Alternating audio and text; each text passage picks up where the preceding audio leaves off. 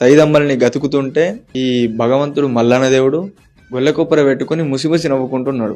ఈ బ్రాహ్మ మేడలమ్మ మల్లయ్య దేవుని కళ్ళ చూసి, తన అన్నగాళ్ళు కుక్కల అవతారం మీద ఉన్న వాళ్ళని కళ్ళ చూసి భగవంతుని పాదాలు మొక్కితే, అయ్యా మల్లయ్య, ఇక నేను నన్ను ఓడుకున్నావు, నేను నీదాన్ని, మా అన్నగాళ్ళను ఏమనకు, మా అన్నగాళ్ళను మంచులే, ఇదంతా నీమయమని చేయబట్టే వాళ్ళు అట్లా అయ్యారు, వాళ్ళని తీసి మంచిగా చేయమంటే అప్పుడు మల్లన్న దేవుడు సరే పర్వాలేదని వాళ్ళని మంచోళ్ళని చేస్తాడు.